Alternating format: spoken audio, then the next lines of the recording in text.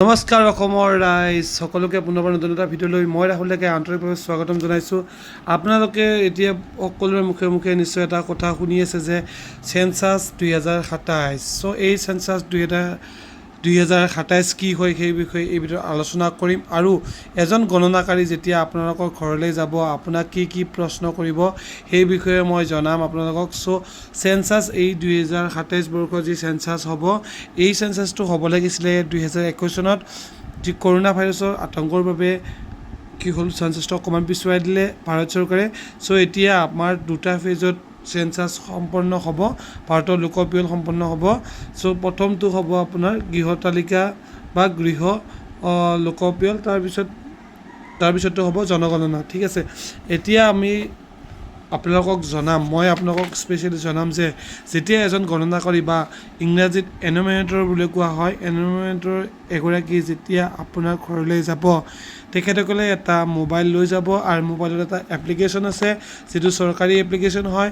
তাত ছফ্টৱেৰত কিছুমান প্ৰশ্ন বা আপোনালোকৰ তথ্যৰ বাবে কিছুমান প্ৰশ্ন দিয়া থাকিব। সেই তথ্যখিনি আপোনালোকে ধুনীয়াকৈ তেখেতসকলক দিব লাগিব আৰু তেখেতসকলে আপোনাৰ ঘৰত যি যাব সেই ঘৰত যোৱাৰ আগতে তেখেতসকলে কি কৰিব, তেখেতসকলৰ গণনাকাৰীসকলে এখন ধুনীয়া এনেকুৱা ধৰণৰ মেপ বনাই ল'ব। ঠিক আছে, ধৰক আপোনাৰ ঘৰ ইয়াত বা ইয়াত এনেকৈ গণনাকাৰীজনে মেপ এখন বনাই আপোনাৰ ঘৰৰ অৱস্থান মেপত দেখুৱাই দিব আৰু এইটো তেখেতসকলে অফিচত কি কৰিব, জমা দিব। আৰু আপোনাক কি প্ৰশ্ন সুধিব, আপোনাৰ ঘৰলৈ ধৰ এগৰাকী গণনাকাৰী গৈছে, তেখেতসকলে আপোনাক কি প্ৰশ্ন কৰিব। পোনতে তেখেতসকলে আপোনাক এটা বিল্ডিং নাম্বাৰ দিব, তাৰপিছত আপোনালোকক কি দিব, লোকপিয়ল গৃহ নম্বৰ এটা দিব যিটো চেঞ্চাছ হাউচ নাম্বাৰ বুলি কোৱা হয়, আৰু এইটো হ'ল চেঞ্চাছ বিল্ডিং নাম্বাৰ। ঠিক আছে, এতিয়া বিল্ডিং নাম্বাৰটো তেখেতসকলে CN এনেকৈ লিখিব আৰু গৃহ নাম্বাৰটো 001 002 এনেকৈ আৰম্ভ হৈ গৈ থাকিব। ঠিক আছে, আপোনাৰ ভাগ্যত হয়তো 1111 পৰিব পাৰে বা 1001000 পৰিব পাৰে। ঠিক আছে, এনেকৈ আপোনালোকৰ ঘৰবোৰত নাম্বাৰ দিব আৰু সকলো ঘৰৰ চেঞ্চাছত নপৰে।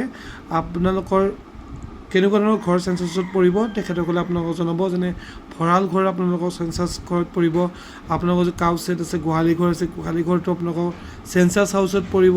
যদি আপোনালোকৰ কি আছে থকা ঘৰ আছে তেতিয়াহ'লে আপোনালোকৰ সেই থকা ঘৰটো ঠিক আছে চেঞ্চাছ হাউচত পৰিব। যদি আপোনালোকৰ এটা এৰিয়াতে দুটা পাকঘৰ আছে তেন্তে তেখেতসকলে চাই চিতি দুটা চেঞ্চাছ হাউচ বনাই দিব যদি আপোনালোকে বেলেগকৈ খোৱা লোৱাটো কৰে। ঠিক আছে, মেইন পাকঘৰৰ ওপৰতে ডিপেণ্ড কৰিব চেঞ্চাছ হাউচৰ কথাটো, যিটো মেইন ঘৰটোৰ কথা কৈছোঁ।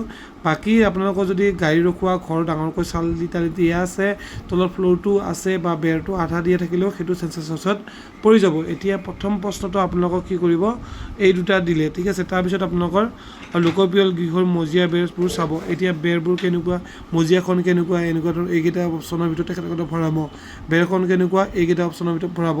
তাৰ আগতে তেখেতসকলে আপোনাৰ ঘৰটো পকী নে কেঁচাৰ হয় তেখেতসকলে এনেকৈ মেপত ভৰাব। এতিয়া ধৰক তেখেতসকলৰ যেতিয়া আপোনাৰ ঘৰটো চাব আহিছিলে তেতিয়া যদি পকী ঘৰ তেখেতসকলে এনেকৈ স্কুৱেৰ দিব আৰু ট্ৰায়েংগল দিব, অৰ্থাৎ ত্ৰিভুজ দিব যেতিয়া আপোনালোকৰ ঘৰটো কেঁচা হয়।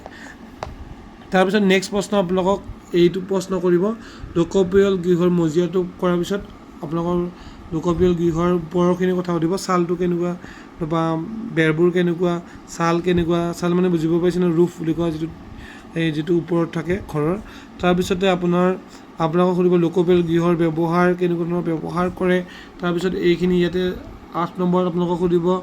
ঠিক আছে, এইখিনি 8 নম্বৰটো ভালদৰে চাই লওক। কলম 3ত ক'ত এইটো মানে ঘৰৰ কেনেকুৱা অৱস্থাটো, জৰাজীৰ্ণ অৱস্থা নে থাকিবৰ কাৰণে ভাল এনেকুৱা ধৰণৰ অপশ্যন থাকিব।